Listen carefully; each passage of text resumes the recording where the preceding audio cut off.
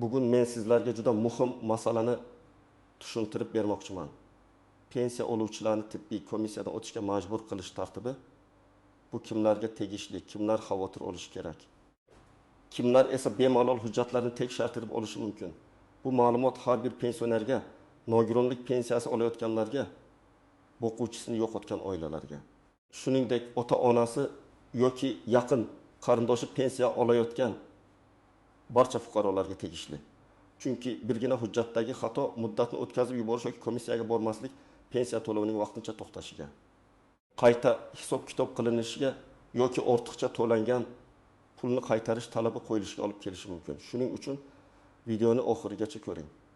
Hozirning o'zida kanalga obuna bo'ling. Like bosib qo'ying va bu videoni ota-onangiz, qo'shningiz, qarindoshingiz bilan ulashing. Chunki ko'pchilik pensionerlar aynan shu masalada kech xabar topadi, keyin esa eshikma-eshik yurib hujjat yig'ishga majbur bo'ladi. Avvalo bitta narsani aniq tushunib olaylik. Har bir pensiya bir xil asosda tayinlanmaydi. Yoshga doir pensiya bor, ya'ni erkaklar va ayollar belgilangan pensiya yoshiga yetgach, ish staji va badallariga qarab pensiya oladi. Nogironlik pensiyasi bor. Bunda fuqaroning mehnatga layoqat darajasi tibbiy xulosa asosida belgilanadi. Bo'g'uvchisini yo'qotganlik pensiyasi bor. Unda marhumning qaramog'ida bo'lgan oila a'zolariga to'lov tayinlanadi.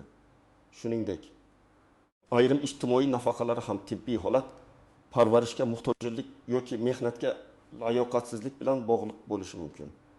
Oldin ko'p hollarda pensioner hujjat topshirgan, tibbiy xulosa taqdim etgan. Pensiya tayinlangan va keyin bu jarayonni faqat muddat tugaganda eslagan. Masalan, nogironlik guruhi 1 yilga, 2 yilga yoki muddatsiz belgilangan bo'lsa, odamlar ko'pincha pensiyam chiqyapti, demak hammasi joyida deb o'ylagan. Ammo amaliyotda davlat organlari pensiya to'lovlari qonuniyligini tekshiradi.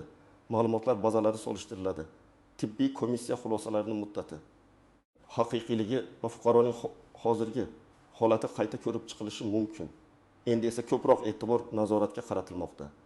Ya'ni agar pensiya tibbiy xulosa asosida tayinlangan bo'lsa, fuqaroning komissiyadan o'tish muddati, tibbiy hujjatlari, davolanish tarixi, nogironlik guruhi, parvarishga muhtojlik darajasi, mehnatga layoqat cheklovi qayta tekshirilishi mumkin.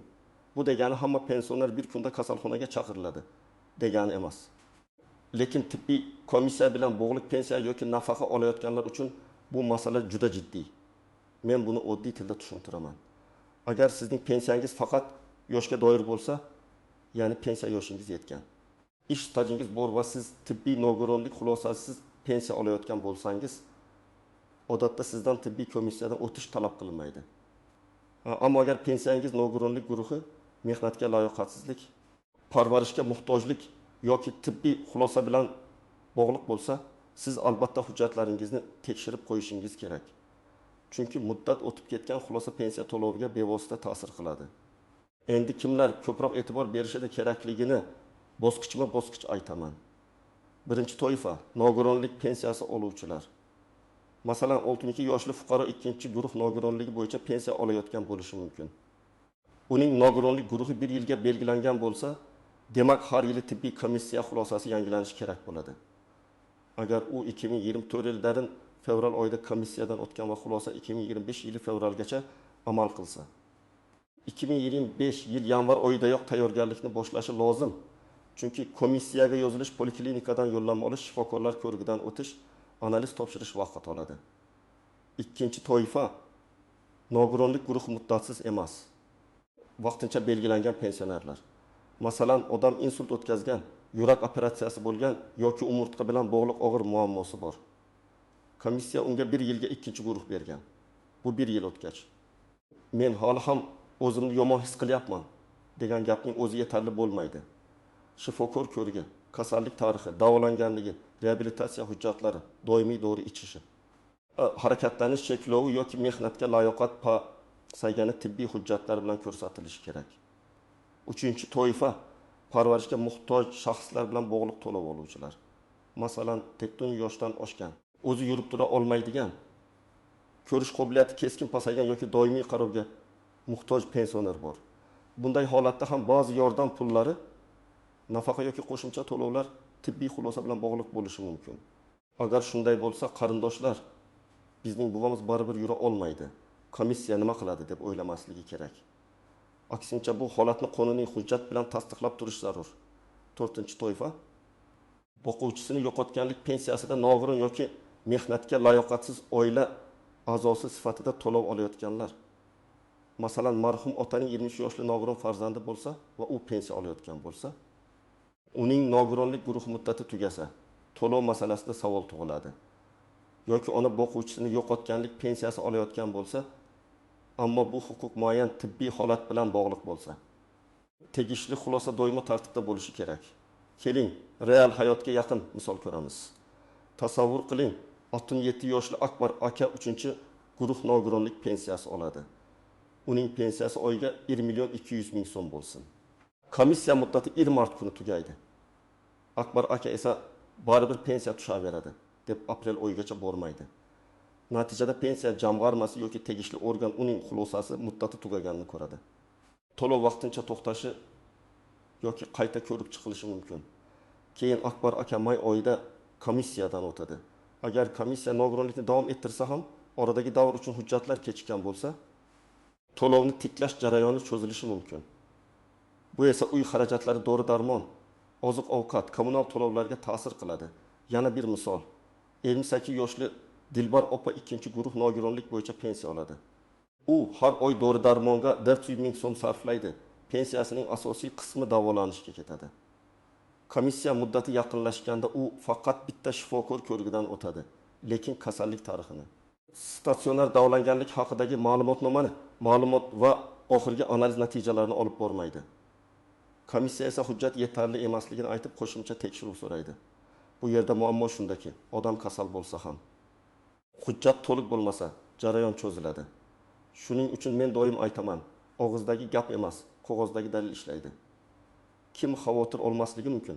Agar siz yoshga doir oddiy pensiya olsangiz, pensiyangiz tibbiy xulosa asosida emas, balki yoshingiz va ish stajingiz asosida tayinlangan bo'lsa, sizni shunchaki pensiya olayotganingiz uchun tibbiy komissiyaga majburlash odatiy hol emas. Lekin bu siz umuman hujjatlarga befarq bo'ling degani emas. Pasport ma'lumotlari, yashash manzili, bank karta ma'lumotlari, ishga joylashganlik holati, boshqa daromad yoki to'lovlar bo'yicha ma'lumotlar ham tekshirilishi mumkin. Demak, tibbiy komissiya bo'lmasa ham pensiya hujjatlari tartibda bo'lishi kerak. Endi eng ko'p xato qilinadigan nozik masalalarga o'tamiz. Birinchi nozik joy muddasiz nogironlik. Ba'zi pensionerlar menga muddasiz berilgan. Demak, hech qachon hech kim chaqirmaydi deb o'ylaydi. Muddatsiz nogironlik haqiqatan ham har yili qayta ko'rikdan o'tishni talab qilmasligi mumkin. Lekin ayrim holatlarda ma'lumotlarni aniqlashtirish, hujjatlarni solishtirish, shaxsiy ma'lumotlarni yangilash yoki qonuniylikni tekshirish bo'lishi mumkin. Bu komissiya xulosasi bekor qilinadi degani emas. Bu shunchaki davlat tizimida hujjatlar to'g'ri yuritilishini ta'minlash jarayoni. Ikkinchi nozik joy, yashash joyini o'zgartirish. Masalan, pensioner Toshkent viloyatida ro'yxatda turadi, lekin farzandlarinikida Samarqandda yashayapti. Tibbiy komissiya, poliklinika yo'llanmasi.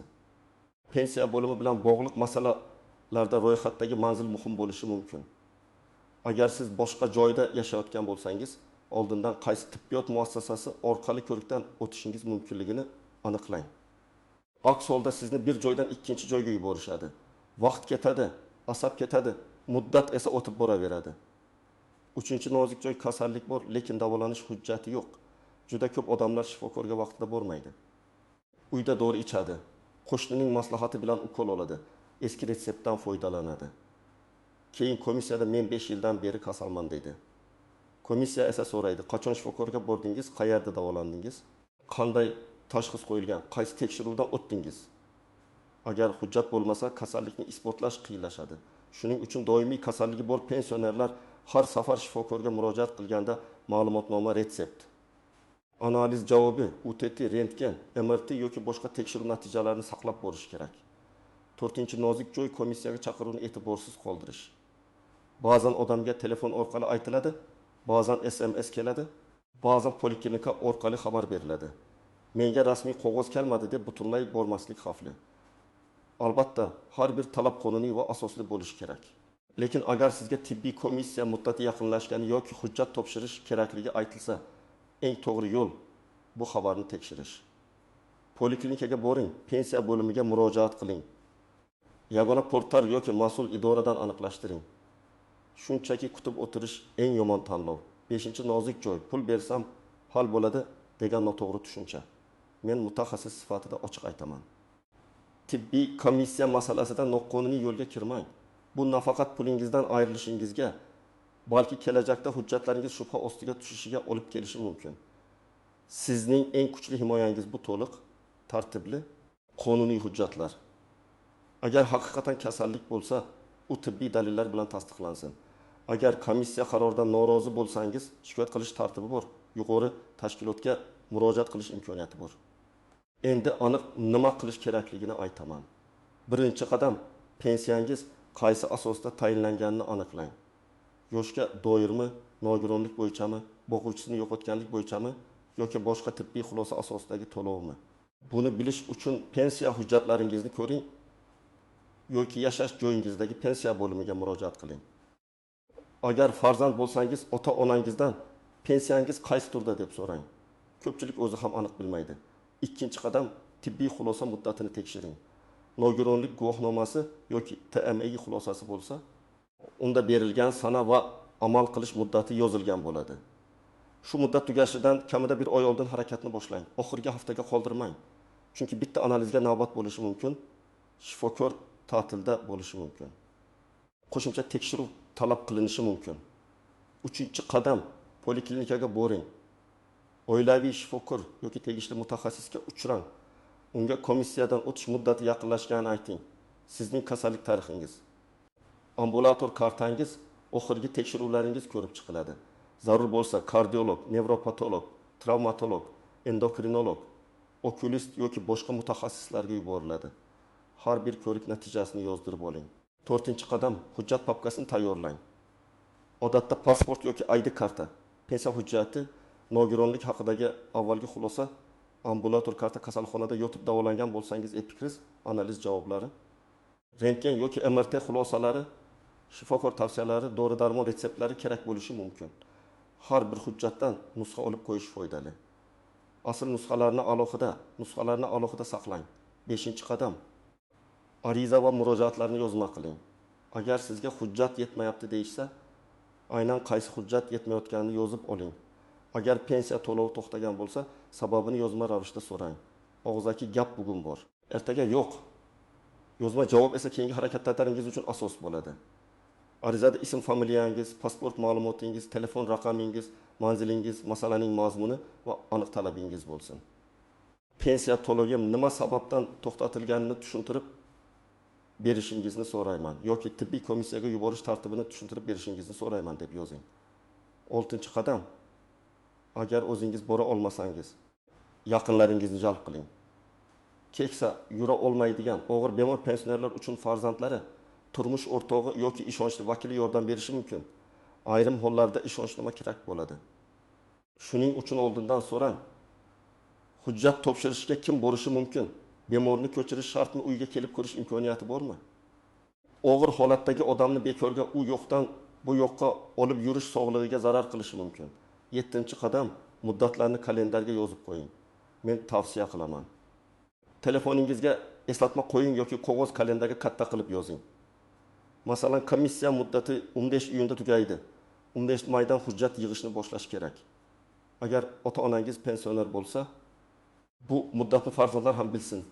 Chunki ko'pincha keksa odam unutadi. Lekin farzand nazorat qilsa, muammo oldi olinadi. 8-qadam, qarordan norozi bo'lsangiz, jim qolmang. Agar komissiya nogironlik guruhini pasaytirsa, uzaytirmasa yoki siz holatingiz to'liq inobatga olinmadi deb hisoblasangiz, shikoyat qilish tartibini so'rang. Qaysi yuqori tibbiy komissiyaga murojaat qilinadi? Muddat qancha? Qanday hujjat qo'shiladi? Barchasini yozib aniqlang. Lekin shikoyat qilayotganda ham hissiyot bilan emas, hujjat va dalil bilan harakat qiling. Menga qiyin degan gapdan ko'ra, falon sana falon shifoxonada davolanganman. Mana epikriz, mana tashxis, mana tekshiruv natijasi degan hujjat kuchliroq. Demak, bugungi asosiy xulosa shuki, hamma pensioner bir xil tartibda tibbiy komissiyadan o'tadi deb vahimaga tushish kerak emas. Lekin pensiyasi yoki nafaqasi tibbiy xulosa. Nogironlik guruhi mehnatga layoqatsizlik yoki parvarishga muhtojlik bilan bog'liq bo'lgan fuqarolar hujjatlarini hozirdayoq tekshirishi shart. Eng katta xatolar muddatni o'tkazib yuborish, shifokorga vaqtida bormaslik, hujjatlarni saqlamaslik va og'zaki gapga ishonib yurishdir. Men sizga maslahat beraman. Bugunoq pensiya hujjatlaringizni ochib ko'ring, tibbiy xulosa muddati bor yo'qligini tekshiring. Poliklinikangiz bilan bog'laning va kerakli hujjatlarni tartibga keltiring. Agar ota-onangiz yoki yaqinlaringiz pensioner bo'lsa, ularga yordam bering. Ba'zan bitta vaqtida olingan ma'lumot bir necha oylik muammoning oldini oladi. Sizning hududingizda pensionerlarni tibbiy komissiyaga chaqirish holatlari bo'lyaptimi? Pensiya to'lovi to'xtagan yoki hujjat talab qilingan tanishlaringiz bormi? Fikringizni izohlarda yozib qoldiring. Video foydali bo'lgan bo'lsa, like bosing, kanalga obuna bo'ling va bu ma'lumotni boshqa pensionerlarga ham yetib borish uchun yaqinlaringizga yuboring.